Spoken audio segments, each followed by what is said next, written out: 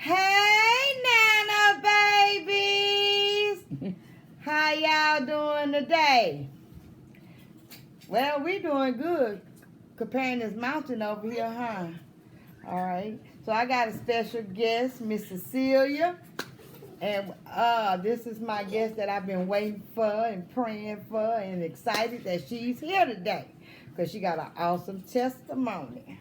Thank you. So Nana, this is my Nana babies.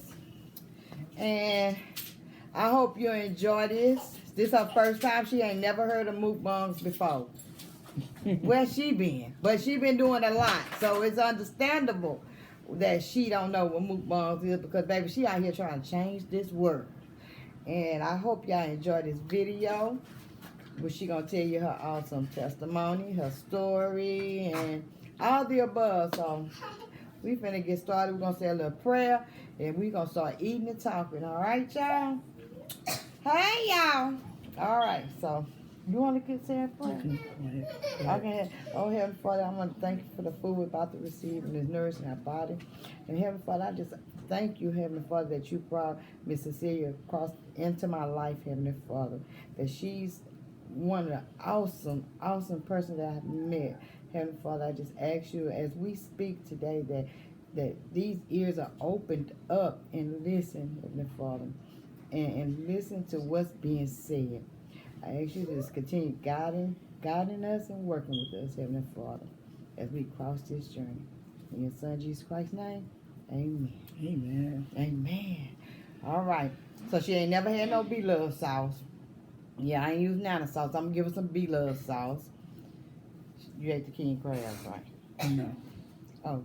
Okay, baby, she finna enjoy this today, y'all. So, we're going to eat a little bit, then we're going to start talking. Okay. How about that so you can taste a little food?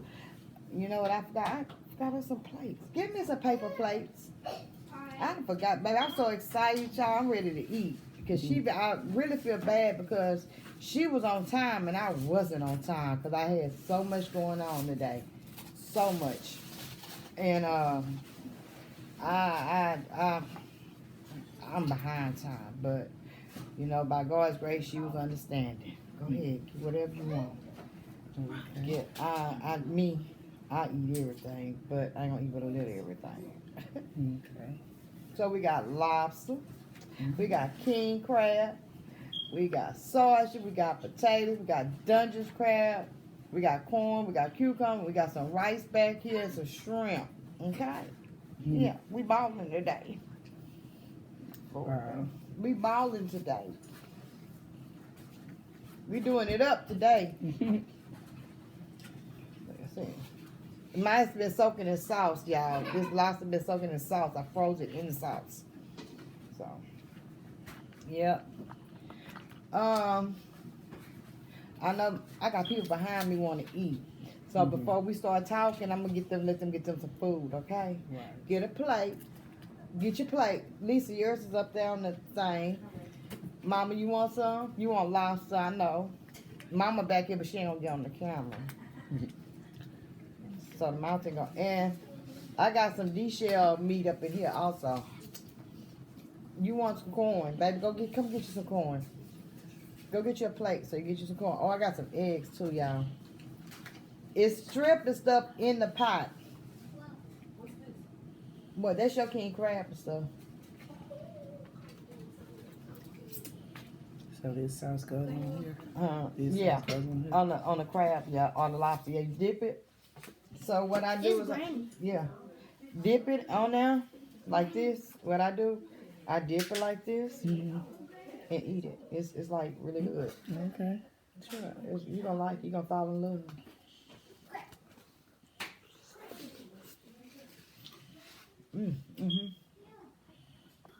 You want some sauce? Get some sauce in there. No, that's not. I boiled it. It's gonna be okay. She don't eat meat. Oh. Cam, you want some? Cameron. It's good.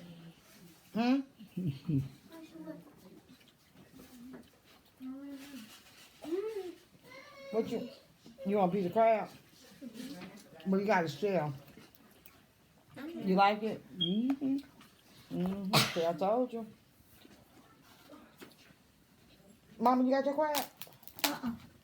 When Granny, I like yesterday it? she's on the counter. On the table.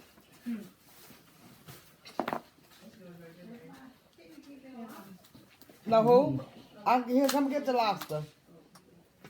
You want me to bring Granny her lobster? Come on, baby. I'm trying to get them all fed. Here, you want the corn? Yeah. And get rest. Move. Go get rest of it out the pot. Here, Mama. Granny. Yeah. So, you like it? Here, Granny. Mm-hmm. Thank you. I'm glad. You want an egg? I'm glad you enjoyed it. The sauce, it brings. The sauce is like. It's So you that. put the sauce on that rice? Uh-huh. Okay. I put it on there and eat it with the rice too. Mm. It's some rice in that occasion. It's in the and try some of that sauce with it. It's really good, baby. Try it. Just a little. I got my grandkids here, my mama here. They friend. They heard I was cooking seafood. So you know that's the only time they really want to come over here. Huh? Just on the stove. Tell your mama get you some. So y'all know. Okay, we're going. It's good. What's that sauce? The rice and the sauce. It's really good. So I should have got some spoon. Do they have any? A spoon? Yeah. Look at that. Give me a spoon, y'all. I'm sorry, y'all. Look at that. Give me a spoon. Rinse it off. Oh, it's in the dish rack. A small spoon. I'm just enjoying it. This is good. Yes, thank you. I'm glad.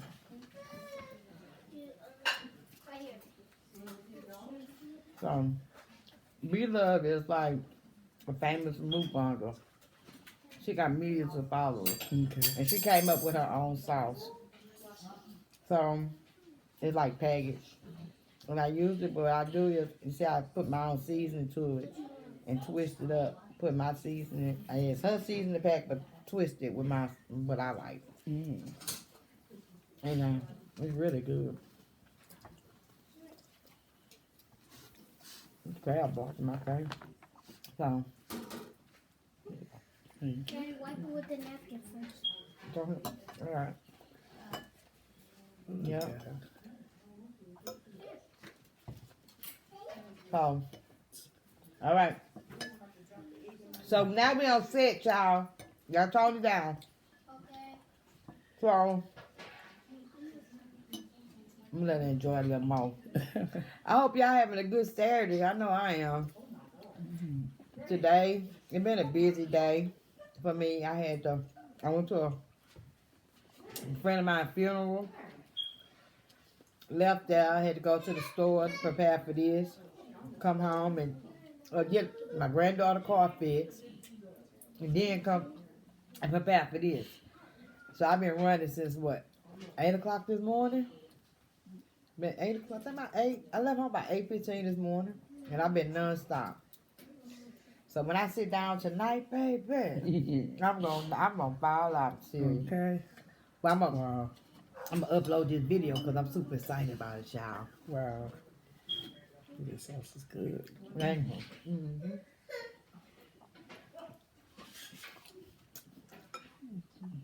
It really is. Mm-hmm.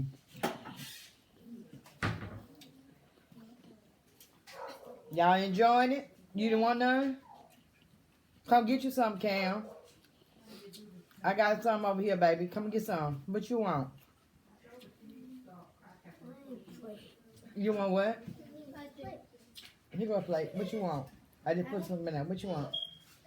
You want crab? Huh? You want potatoes? Here. Come over here. Why? Okay. Y'all know I love my babies, y'all. I can't girl, that's my heart. My grandbabies are my heart. They are really they are my heartbeat. Here, baby. Here, take it in there. You want corn? You want corn? Okay. Yeah, take it in now. Yeah, these are my son, my youngest son, 3 kids, and then the other 2 in there is my oldest daughter, children. Before the video end, I'm gonna let y'all see them, so y'all can speak to them. She has a YouTube channel also. She does. Hers called Casia Corner. Y'all don't forget to send your kids over there to like, share, and subscribe to my baby. Ain't that right? Yeah. So, Y'all got napkins right here. it's some over there, in the corner over there by the table. Okay. Okay. So, I better stop. yeah, okay. So, February is, and we at the end of the month. He blessed me to have her here. It's AIDS Awareness Month for the Black community. She have a testimony she would love to share, and she have a lot of information. She is filled up with some information to help the next person. So I'm gonna let her take over. Okay. So my name is Cecelia, and I like to start by saying that I am a person who is living with HIV. I was diagnosed with HIV in 1991. It turned into an AIDS diagnosis in the year 2000. And in 2003, I was placed on hospice care with less than a month with expectation to live. And during that time, and when I was first diagnosed in 1991, up until 2003, actually up until 2005, actually lived in denial of the disease. And when I say denial, I didn't, I knew that I had it. I just chose not to tell nobody, not even my family, no relatives or friends. I just felt like I would just try to deal with things myself. The thing was, even before diagnosed, I considered myself a Christian. I am a Christian. Accepted Christ at the age of 5, and I thought when I was living a Christian life to the best that I can. So I had this belief that, when I die, if I die, when I die with this, that my soul would be going to heaven anyway. So when the diagnosis came along with all the other things that was happening in my life, I kind of embraced death and just pretty much stopped living and was just existing, waiting to die, and trying to even center my life around dying with HIV, because usually for those that was diagnosed in the 1990s, as soon as they found out, it wasn't that much time later that they ended up usually dying. So, like I said before, as I when I was diagnosed, me and my husband at the time, I'm ex-military. I was in the military when I actually contracted the HIV. I didn't know, but I was in the military. Me and my husband, I was married. I had one son and had gotten pregnant and was getting ready to have my second son. And it was right after I had my second son. And I had just left my husband for cheating and things that he was doing in the military. I just left him, came to Houston to have my baby. And right after I had my baby is when I found out I was HIV positive. So being already in a depressed state from losing my marriage, finding out that I'm HIV positive and that I'm probably going to die anyway, things of that nature, my resolve was really just to make sure I have a really good job, not for the money wise, but for the insurance wise. I would always check to see what type of insurance that the job offer, so that when that time come, my children would be taken care of. Because that was my first and really my only priority. I didn't really care much about myself, but I did care about my sons. So, and during this time, you can feel free to ask me questions I'm gonna let you finish. as I talk. So, But the bottom line of it is um, like I said, when I got diagnosed in 91, in 2000, it turned into AIDS, and in 2003, they had put me on hospice. Now, when the turnaround came about, it started around about 2005, and when in 2005, and I'll just pretty much tell you about my testimony in 1 second. But yeah, I'm sorry. Go Trying for to it. make Relax. Yeah, let me slow down. So, yeah, go ahead. I'm sorry because I'm trying to tell too much. I feel like I'm jumping, so I'm missing. You're not. You sounded really good. You know, because your testimony, like I told you, touched me. And, you know, no matter what she had went through, and she had told me her testimony, and I was telling her, everything seemed like it was negative, but God was intervening in her life. Mm-hmm. And like she said, she had contracted it back in the 90s. Mm-hmm. And back in the 90s, it wasn't all this medicine and technology for HIV. Am I correct? Yes. And it's like she's still here. You know, by God's grace, she's still here. Not only to tell her testimony, but to help the next person who's living with HIV and how to live a healthy life. And it's like God got her here for a reason. Right. She have a reason that she's here. And I'm overwhelmed with joy. Okay. You know, because like I told y'all in a previous video, I have close family members who living with HIV, and I also had close family members who passed away with HIV. You know, and this is a disease that we in the community, especially black community, we take it lightly. Mm-hmm. You know, and then also not only they take it lightly, a lot of people are ignorant to the facts of how to live or how to protect themselves from prevention of HIV, because with all the medication and stuff that's out here for prevention, condoms, the PrEP pill, what else is it? Protective measures, that we still being tested positive. And the thing about it, especially in the African American community, one of the reasons why our numbers stay high and our rates is so prevalent and so high is because we actually live in denial of it. Even for me, myself personally, when I did get diagnosed, immediately they told me to, once I got diagnosed, they told me to go to Thomas Street Hospital and then go to the VA because I was a veteran. So when I went to Thomas Street Hospital, they took my labs, they did everything.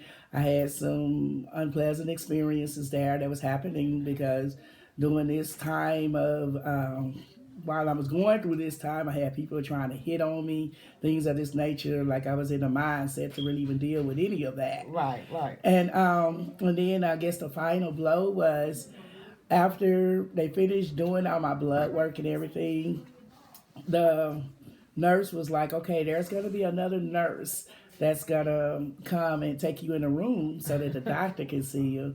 So when the nurse came in the room, it just happened to be my neighbor that lived a few houses down from me.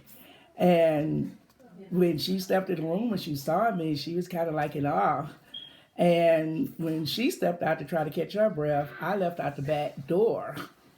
And later on, when you kind of fast forward through the story, when I came into acceptance and I began to start sharing my story with people, I used to sit there and tell them how I, started off when I was HIV positive in 91, it turned into AIDS in 2000 and 2003, blah, blah, blah. I would say 6 months later, I got sick because I really felt in my heart it was 6 months later. Right. But it wasn't until I got ready to file for my military disability paperwork that showed that I had this in the military was that I recognized that 6 months was actually 10 years. Oh. And I went 10 years in denial. I went 10 years not necessarily taking any medication, not seeing my doctors like I was supposed to. So, of course, within that 10-year span, it turned into AIDS. And honestly, I can't really even account for that 10 years Uh-huh. that happened. I just, I can't account for It it. just blank. It's just blank because in my mind it just felt like it was 6 months. Uh-huh. But, I literally found out the paperwork that confirmed, no, that was actually 10 years from the time you got your diagnosis, which I still carry that paper with me now, up until 2000 when you actually went into the VA hospital sick from pneumonia, which it actually turned into AIDS. And it's amazing because at that time it wasn't all that medicine, and you still here walking, Yes. sharing your testimony, mentoring others. She have a mentoring program, and we're gonna get into that also because she's gonna give you all the information for those who are who would like to join her mentoring program. Talk to her. She's willing to reach out to her and help. That's what we're here for, to help. We try to change the way people think. Right. And also, we try to change the way people think about the prevention of HIV. And it's not a death sentence, like I told y'all before. It's not a death sentence. She's a living witness. She's a 1991. Yes. That's 29 years. It's not a death sentence. And by God's grace, she's still here. And I mean, I'm overwhelmed with it. Because 29 years, you'll think, okay, they can last now because of the technology. Right. But back then they didn't have that, what they have now. But God kept you here. Yes, He did. He kept you here for a reason. And this is one of them. And I'm grateful to share my platform with her because I told y'all I'm all about positivity, all about helping. If I could reach one person, I know I did something, And I mean, she have a lot of information. Yeah. Oh, she have a lot. We've been talking for a couple of hours. She's been waiting for me.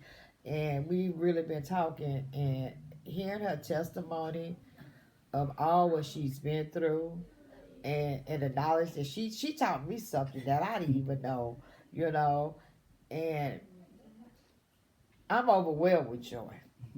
I'm speechless, and y'all know Nana don't get speechless. I could go on and on and on, but I'm speechless. But, she was saying that about the unprotected sex.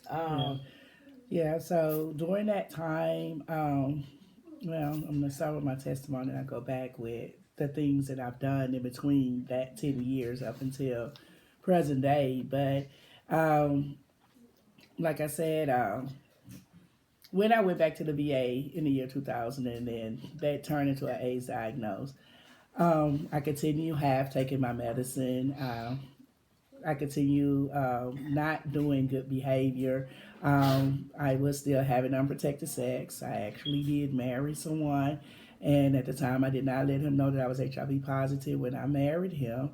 I did have another child while I was HIV positive, and I thank God that he's not HIV. He is HIV negative. He currently even is serving into the military. So I did a lot of risky behavior, but I thank God that in the end I didn't actually pass this on to others, and we'll talk about some of that a little bit later on as well.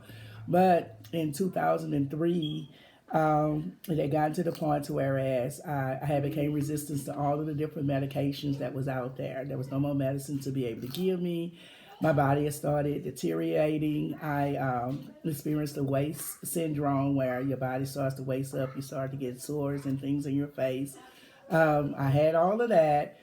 And then I developed a cyst on my uterus, the size of an actual grapefruit. And when I got that cyst, my doctor at the time had pretty much told me and my sister, not necessarily my whole family, because I hadn't really shared with them what was going on, although they were still supportive with me, even though they knew, but they didn't really confront me about it. They just let me be where I'm at, Right. And they were just there to really just support me. But anyway, as the doctor talked to my sister and told about this cyst, they were like, okay, so at this time, all we can really do is just make her comfortable. So they started giving me morphine and things of this nature. They actually put me on hospice and giving me about a month to live. So my sister insisted with the doctor that they go ahead on and try to remove the cyst anyway. My sister, and I didn't argue with her. I didn't really care at this moment. I just, let them have their way. But I also had some really good insurance during that time as well. So my sister convinced the doctor into going ahead and trying to actually remove the cyst. So that Monday, when they admitted me into the hospital, they did x-rays, and the x-rays showed the cyst that was, again, the size of the grapefruit that was sitting on my actual uterus. And they showed the cyst and everything, and they had me scheduled for surgery the following day, that Tuesday, that morning. So by the time Tuesday came, I had developed congestive heart failure, and I also had developed pneumonia, coccus pneumonia.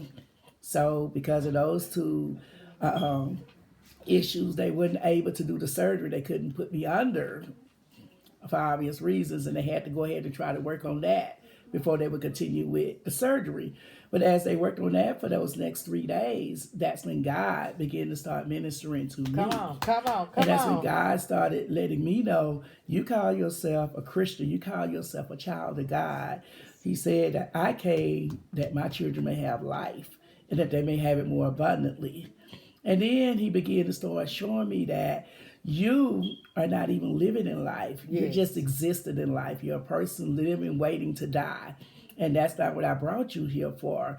And as he began to just start ministering to me, he started ministering to me how I was the apple of the eye and how much he loved me and how special I was to him, and let me know that I didn't really even care about myself. Yes. But he loved me and he thought I was special. And as he just began to just minister to me of who I am and who I am in him and etc., I remember honestly asking God, but why me? Why me? Because there are so many people that had this thing before me and they're already gone. What makes me so special? What makes me so unique? And then I remember God sitting up there letting me know it's nothing special about you or unique about you. He said, I'm going to use you to reach others. Yes. I'm going to use you to be able to encourage others. And when he started, he was like, it's for those other people that's out there suffering in silence. Yes. Because he was like, there's people in the churches, people in the wherever suffering in silence, just like you. And I'm going to use you as a vessel to show them that he has the final answer. Come on. And as he began to just minister to me those next 3 days and etc., things changed around. The pneumonia went away. They got the congestive heart failure under control. And they were like, okay, we're going to go ahead and schedule her surgery for Friday. They go back in that Thursday. They do an x-ray to see the cyst. If it was still there, and the cyst was gone. I never had the surgery for that at all, period. And then I want to even make another side note here, talking about that surgery, because it took me years later on, as I was coming out of my denial, I remember being in a women's support group, and they were talking about HPV. And I was one of those people that was kind of hard-headed at the beginning, because I was one of those, if it's not something I'm dealing with, which is what we do in the African American community, which is why we always fall prey to a lot of stuff. If it ain't affecting us directly, we don't want to know about it. But they were talking about HPV. And as they talked about stage 1, stage 2 of HPV, this happens, that happened, I'm looking like, okay, they just talking. I'm not really paying attention because I don't have it. I'm not interested in it. Right. But as they started talking about stage 3, they started talking about some warts that would come between your legs and some this and that. I'm like, wait a minute. I remember having that. Uh-huh. And then when they talk about stage 4, they say by the time you reach stage 4, it turns into a cyst that sits on your uterus. And they was like, at this stage, when it becomes as a cyst on your uterus, especially with a person who's already have an AIDS diagnosis, this is when we can't do anything about it. Yeah. They just go ahead and give you some morphine until... And I'm looking at that later. I'm like, wait, I had that. Yeah. She was like, oh, baby, no, you ain't had that. Because if you had that, you wouldn't be sitting here talking to us today. And she here. And I was like, no, I had that. I don't think it was called no HPV. I don't know nothing about having no HPV, but Right.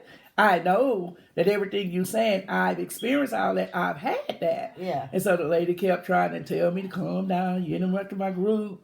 But you couldn't have had that because if you did, you would not be sitting here right now.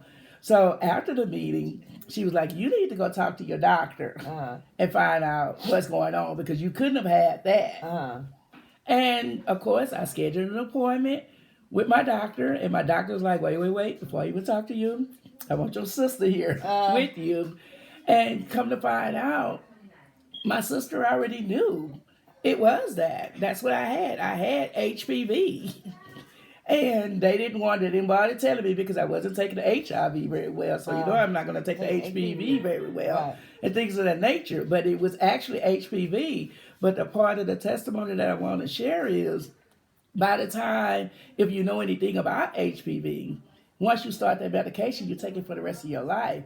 I have never taken any medicine for HPV from the time I left the hospital in 2003 up until this day. I never had to take any kind of medication for HPV. It's not even it's on the record that it was there. It is, but it's not. Yeah. Because the doctor was like, he wasn't going to even begin to try to explain what happened. But we all know what happened in that incident. Right. And also I want to say the same thing about congestive heart failure. If anybody knows anything about congestive heart failure, that's not something that goes away. Right. You take medicine for that for the rest of your life. And it's on my choice even now that I have congestive heart failure. In 2003, when I finished with those treatments, before I got out the hospital, I've never taken any medicine for congestive heart failure. In 2003, I don't take any congestive heart failure medicine, even now. But they can't deny that it didn't happen because I had to have the treatments back in 2003 back then. But I do not. I don't take any kind of treatment or anything for congestive heart failure as well. We serve an awesome God. So, look at here. We serve an awesome God, and she's a witness. Yes. She's a walking testimony. Do y'all hear her story? Do y'all hear everything she's saying? When God intervened on all the negative in her life, no matter, she was wrongly deceived, by her husband, gave her this. Am I correct? Yes. God blessed that her children didn't have it. She was pregnant when she found out. And he's HIV negative. He also served in the military. All three of my sons served in the military. God is an awesome God, y'all. Listen, y'all need to listen here. Whatever you going through ain't no bigger than hers. God is awesome. You hear me?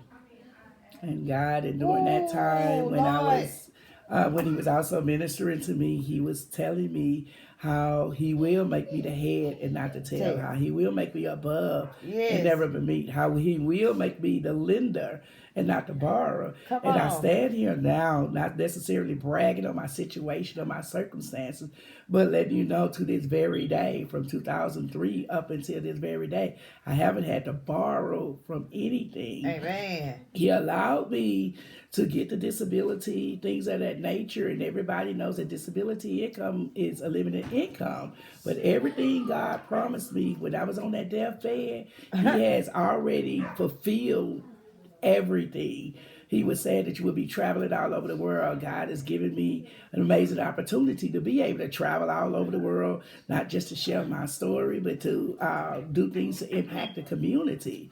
He allowed me, we'll talk about the different things that I do in the community as well, but everything that God told me back then, he's still doing it even to this very day. And as I shared before, even from 2003 up until this very day, I haven't had to be hospitalized for any HIV-related issue to this very day. But to go on with the testimony, as I came out the hospital, when I got out the hospital, they didn't have the surgery that Friday. I didn't have to have the surgery that Friday. They let me out that following Monday when they told my family originally I would be in the hospital for 6 months. I was able to leave that Monday and go on home.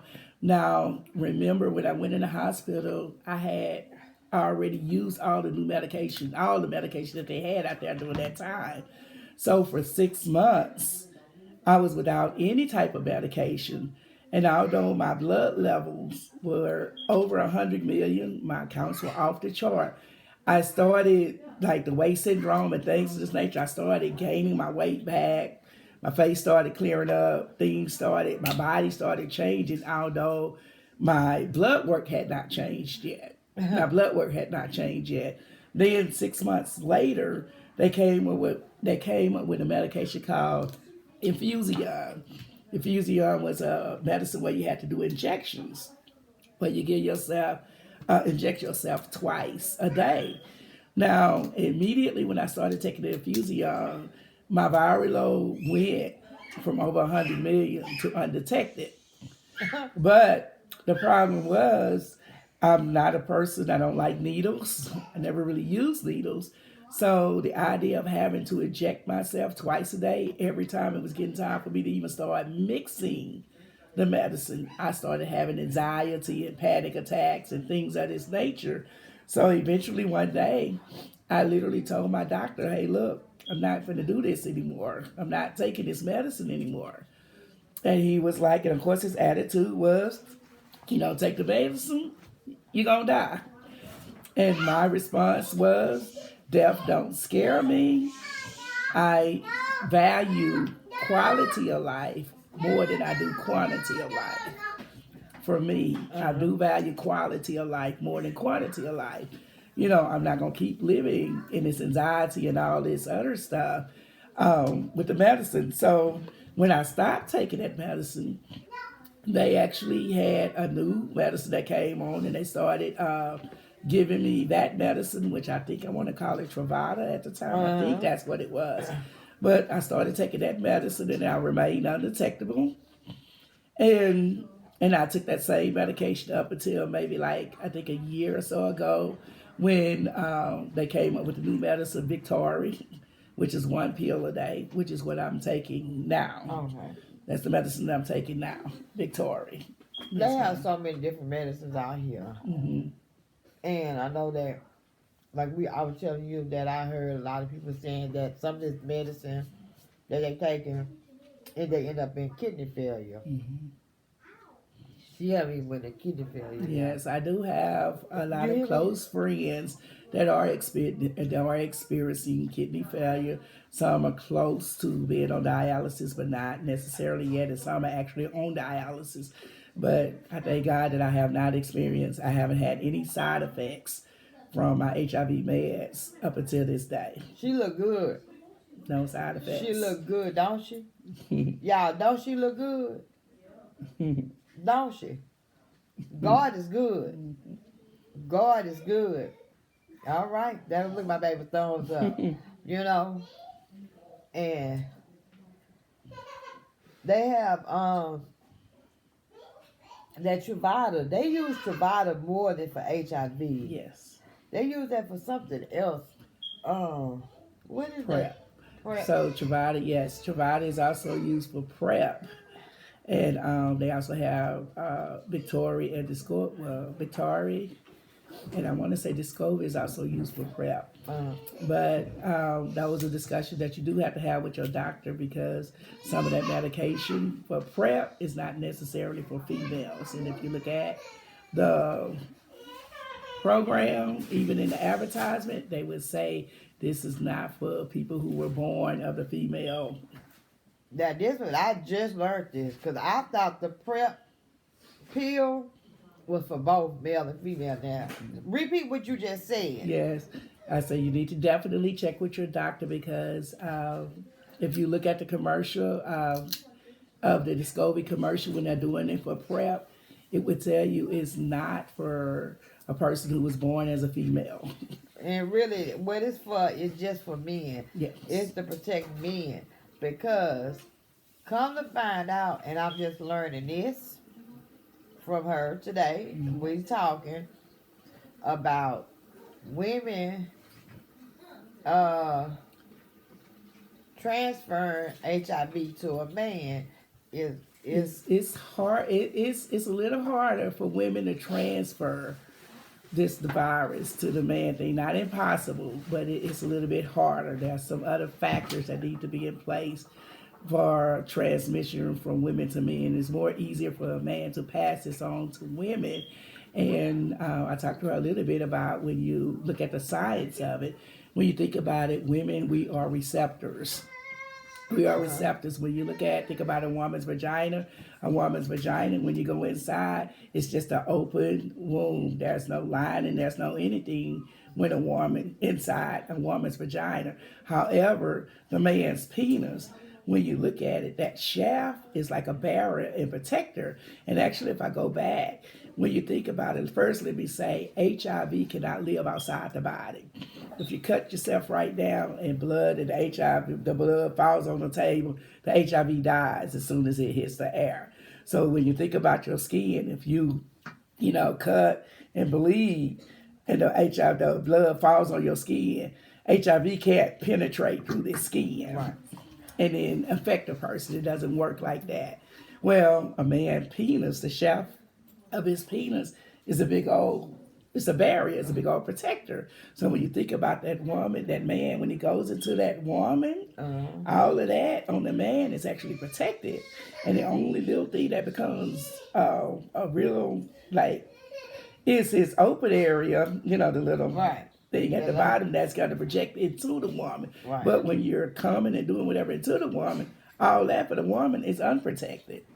It's unprotected. That's why I make it a little bit more easier. It's more harder. Yeah, it's more harder. Now, there's some other factors, because a lot of times, especially when I'm doing my support groups, the men begin to ask me, well, then how can this happen if I'm not doing these other activities? Then you have to take into consideration things like, have you been circumcised? Because a lot of times when men are not circumcised, there are areas around there. It carries a lot of bacteria and a lot of other things that makes them more vulnerable.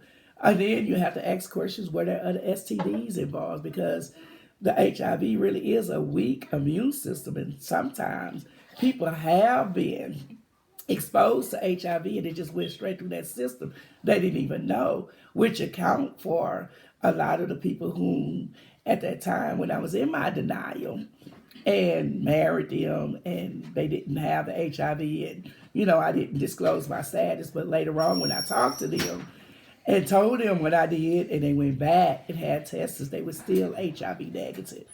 Well, a lot of that was because they were already healthy anyway. They didn't have any other STDs, any other things that was going on with their body. So therefore, no transmission happened. So we're not saying it's impossible for women to pass it, but I'm just saying it's a little bit harder. But when you add all these other factors, of course, each one of these factors make it more feasible to be able to pass that virus, untreated STDs, if your immune system is already compromised and things of that nature. So you were saying that it's weak. I know that it attacks your immune system, but as far as you saying weak, it's a weak virus because a lot of people have actually been exposed to HIV, may not even know. Like I said before, a lot of times and I'm definitely not justifying anybody's actions for anything, but a lot of times when you hear people sit there and say, I was going to go try to sleep with this person, that person, I'm trying to spread it to as many people that I can. It don't necessarily work like that. Right. It just doesn't necessarily work like that. And, I would like to be able to think that my story is a unique situation, but it's not, because there's plenty of people out there who would sit there and tell you how they have husbands, they have wives that they have chose not to use PrEP. They're not using any condoms, and they still, the first person is still negative, and the other one is still positive. And they've had babies, they've had this, that, and the other, and it still remains the negative and the positive. And that's crazy because, when they portrayed it, it was like, oh, if you sleep with this person unprotected, you're automatically going to get HIV. And that's not the truth. Yes, that's not the truth. She been married. Yeah, you can say that. I've been married six times. Yes, I have. And only one of those persons that I married was positive. during the time that we got married, but the rest of them, They what? including the one that I'm married to right now, is not positive. They're HIV negative people. And they are testing. Yes. HIV negative. Yes. Do you hear me? It's not saying go out there and sleep with everybody, this and that. No, Right. we're not saying that. Right. But they making it portray like you sleep with somebody that you HIV positive and you HIV negative, you gonna get a disease. Yeah. Well, what it is, it's easy for a man to transfer it versus a woman transferring to a man. Mm-hmm. Now that's the thing about it, like she was saying. Now if a man is HIV positive and you sleep with him, a woman sleep with him unprotected, then yes, 9 times out of 10 you will Yeah, be because tested. you make yourself vulnerable. But even if that woman is not really having a whole lot going on, she becomes more susceptible, but it doesn't necessarily mean a transaction is going to happen. Huh. Because just as I had unprotected sex with people that I married in other relationships and they didn't, we have some people that are even currently in our group and that is the other way around. The woman is positive, the man is not. They continue to have their sex. They chose not to use PrEP and they're still not positive. You know, the man is still not positive. Right. So, you know. So, yeah. She have a mentoring group. Yes. And also she sit on the council. She was explaining it to me about it. So, yes, I am. In 2005, 2005, I took the LEAP class, which I am going to get, what do you guys say, Mama? Nana. Nana. That we're going to get Nanas to register to take Project LEAP, which right now we are taking applications for Project LEAP. It's a 17-week course that teaches you, go back to the introduction before I do this little PSA, but Houston gets over $26 million that comes into the Houston area from the government to help people who are living with HIV and AIDS. It helps them with different services, different services that they may need and things of this nature. So there is a council that's headed by the commissioner judge that 36 people who makes decision about what type of services a person with HIV may need and how much money needs to go to those services, how much money need to allocate. And it just generally just watches over the HIV community and their needs and what's going on, follow the epidemic, things of this nature. So this LEAP program gives you a free 17 weeks training so that you will be eligible to be able to help serve on that particular council. Now, you don't have to take the council in order to be on that council, but this helps definitely prepare you for if you're chosen to be on there or not. It helps definitely prepare you for it. But after I took LEAP in 2005, when I graduated, immediately I went on the council in 2006, and I've been on the council ever since. But I have, several years ago, I was elected as chair of the council, and I served as chair for 4 years. I was the first African-American female to be elected to the Houston chair of the council. So, to the council. So, okay, I was going somewhere, but I forgot. You were saying that you're elected chair. Yes, of the and council. what is the council about? Yes, so, and again, that council is the one that governs that money for the HIV services. Every year we go back, we look at all of the services, what it's supposed to do. We design the service and go back and check if it's still working, if it's something we still need.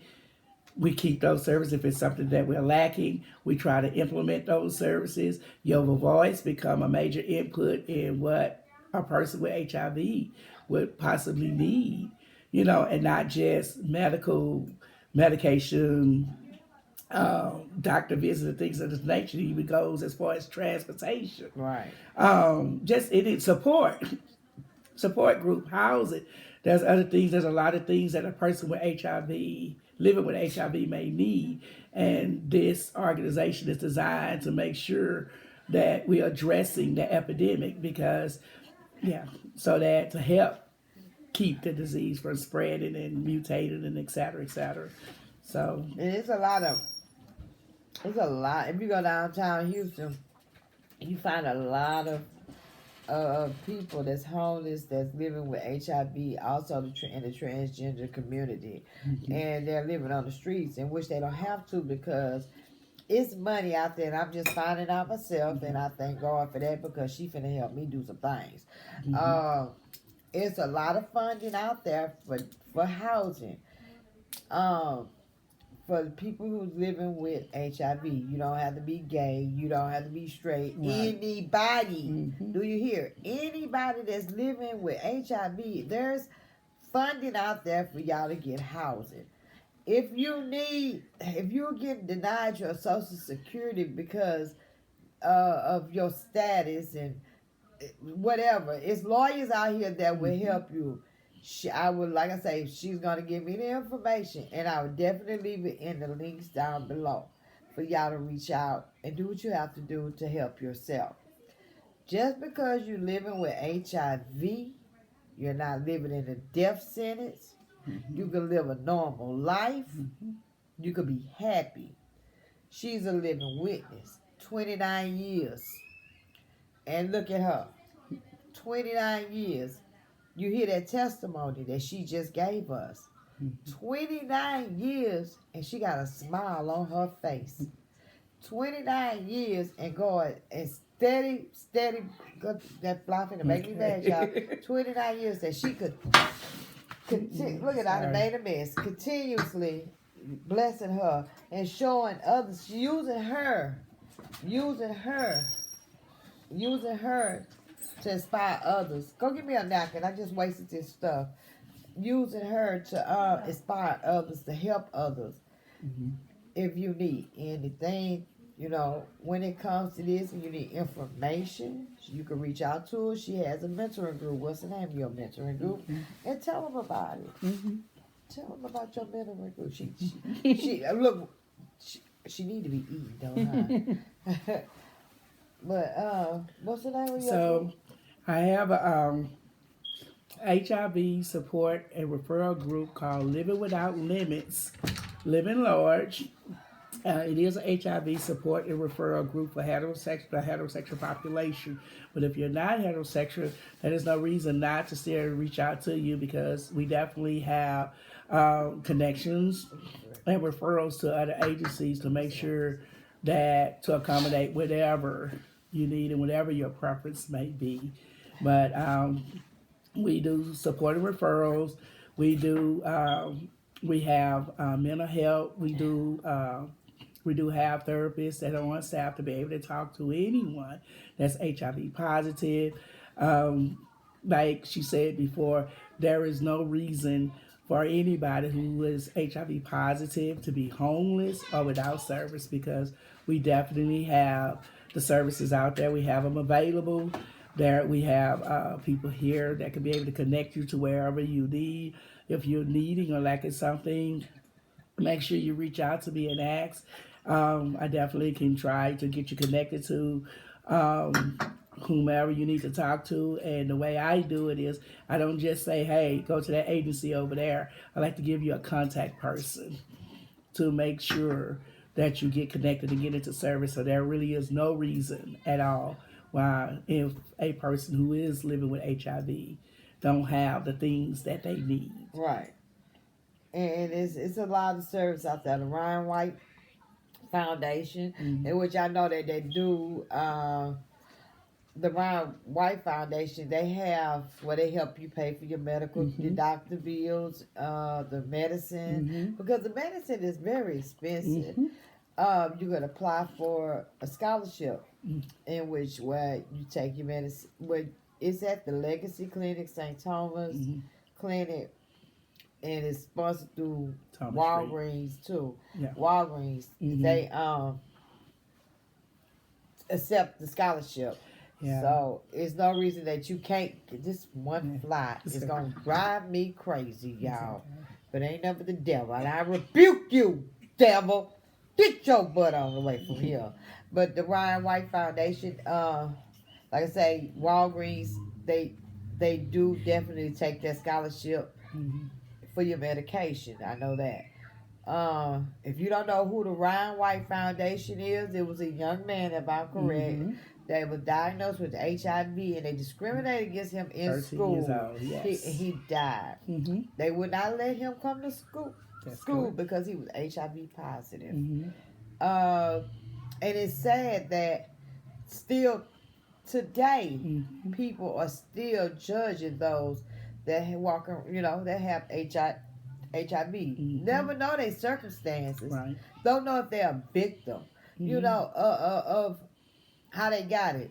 Everybody's not gay. Mm-hmm. Everybody's not a drug addict. Living witness. She was in the military. Mm-hmm. She was a military police. So it's not just those who do drugs or those who have same-sex sex or unprotected sex. Sometimes you never know what your partner doing. We don't know. Mm-hmm. Normal people living normal lives can get it. HIV do not discriminate. Right. And when you say everybody's not a victim, I would like to honestly say myself personally, put a little side pin in that. That I know that once I came into acceptance, they had me going around to many churches and many platforms telling my story and things of this nature. And then I had to stop for a minute because I started recognizing that, okay, people were looking at her like, oh, she is the exception to the rule. She was the innocent bystander that this happened to, and there's no such thing as an innocent bystander that it happened to, Right. because nobody stood in line, whether they were gay, straight, drug addict, this, that, and the other. Nobody was standing in line saying, "Hey, give me this Right. thing." It is what it is. So there's not this person is innocent because they got it, and this That's one right. is not. That's right. When the Bible says, and it rains upon the just as well as the unjust, it Boy, really does show that anybody can get it. could have found and prayed Yeah. and gotten this. If you had unprotected sex, Yeah. you could have got this. Heck, if you had a transfusion at a certain time before the 80s, you could have got this. There's That's a lot right. of things that happened that could have opened the door for you to be able to transmit this. So we don't need to be sitting in a spot where we're looking at that this is the innocent people and this is the not innocent people. This is the people that, they should have got it and would have got it, and these that don't. Because if you really do look at the statistic, you're going to find that there's a whole lot of people that you thought they would have had it that don't have anything. Right. Not this, that they may have some other stuff. Right. But not the HIV.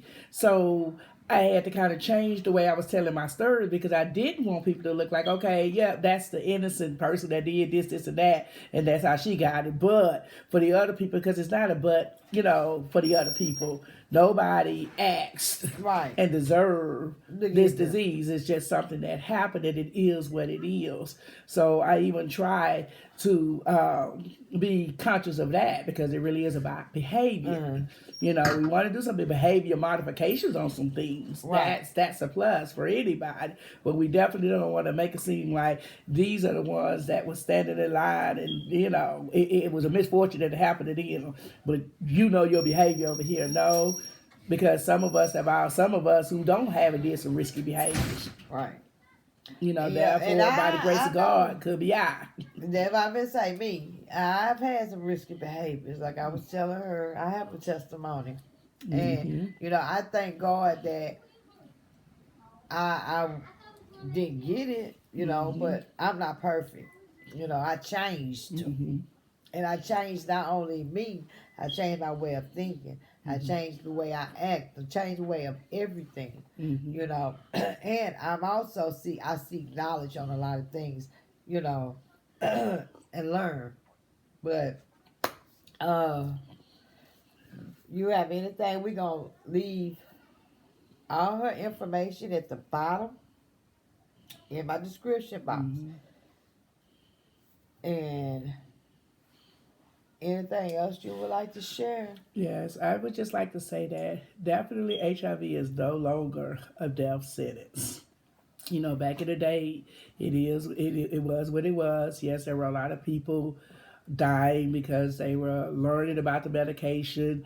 I even found out at one point in time, because I know a lot of people die for an overdose of the AZT medication, and I don't know if because I didn't take mine right or not that I'm still here or not. I'm not gonna say that is what it is or not, but they have many different new medications out here that we may be able to live longer and healthier.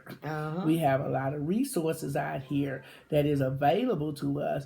And I tell friends, I tell family, I tell people, period, don't deny yourself. Like, oh, you know what? I make too much money. Oh, I don't make enough money. They're not going to give me this.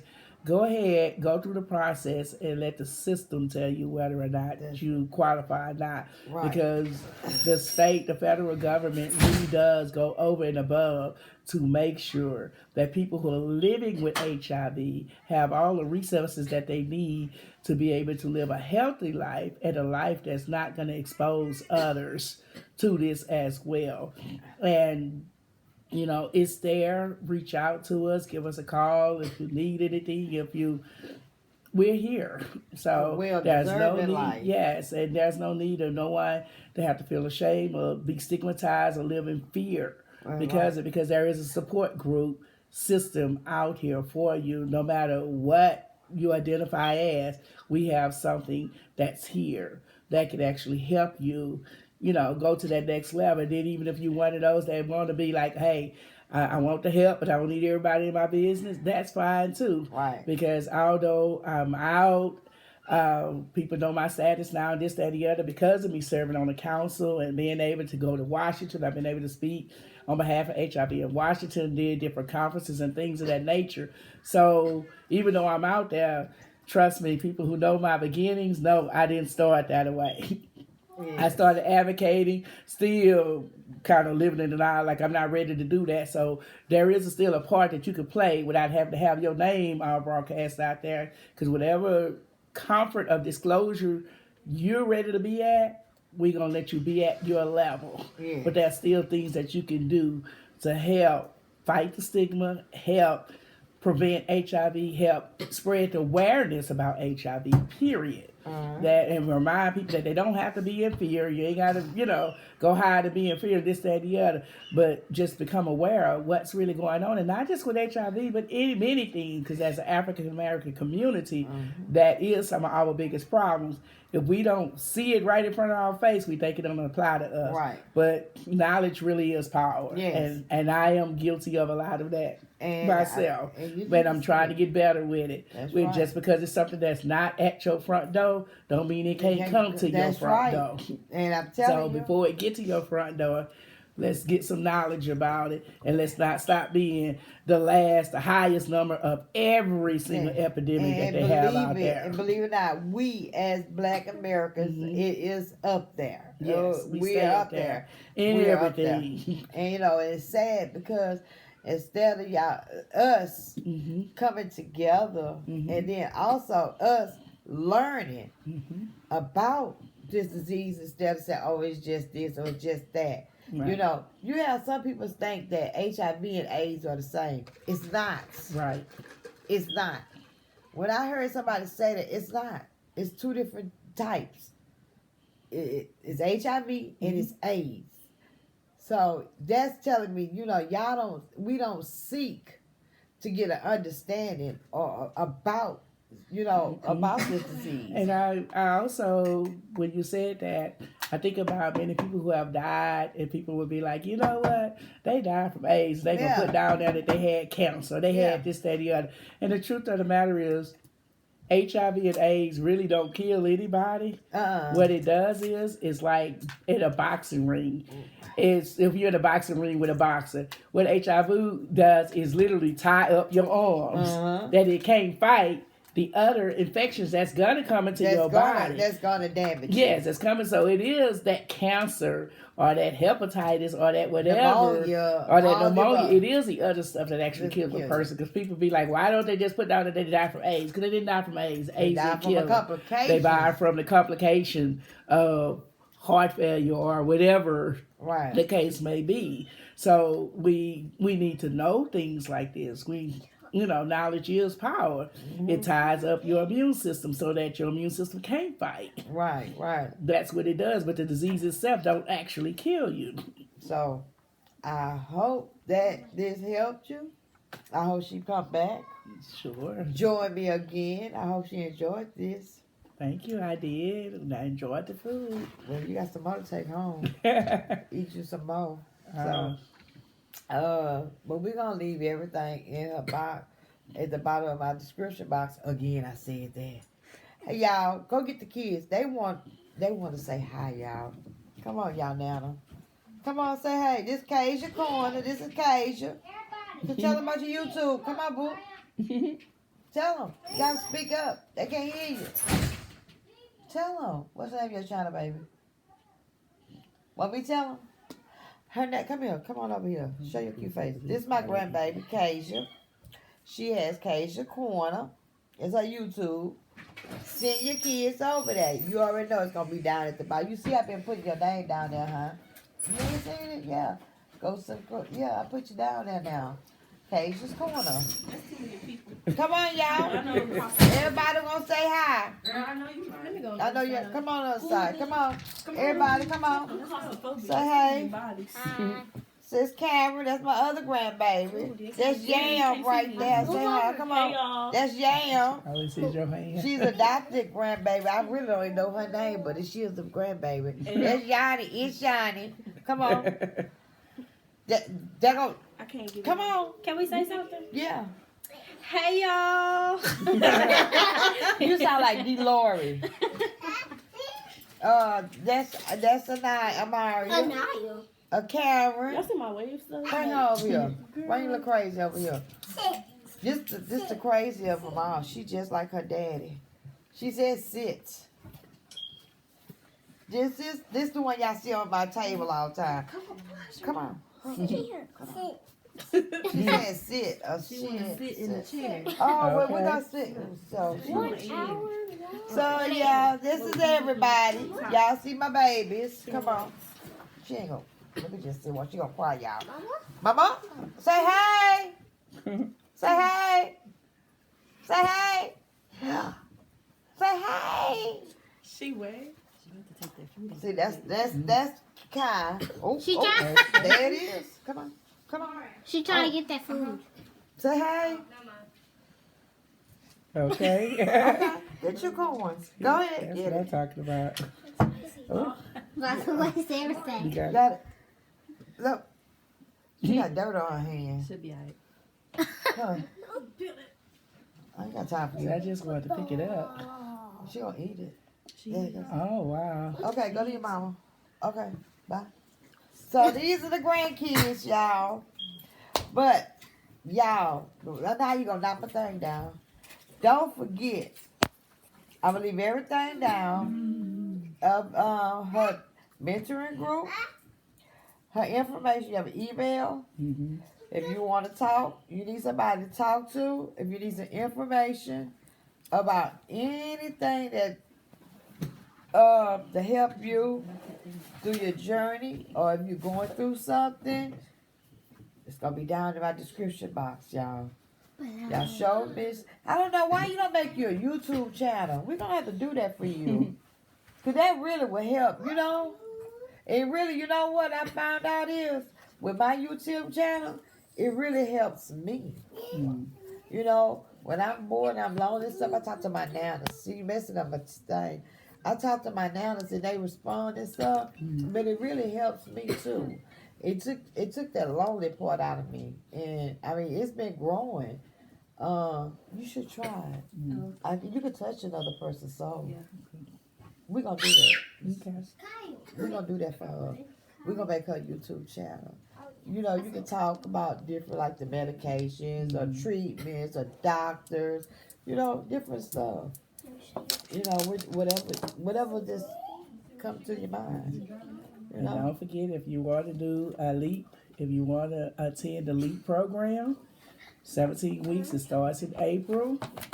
Again, reach out to me at my email. I do have applications, and we are taking applications. The class starts in April, and it goes all the way to June. is every Wednesday. We have a morning class, we have an evening class. So if you need more information, definitely reach out to me. I do have applications available. Give me a call. We'll make sure we get an application to you. All right, y'all. Because now I got to use the restroom.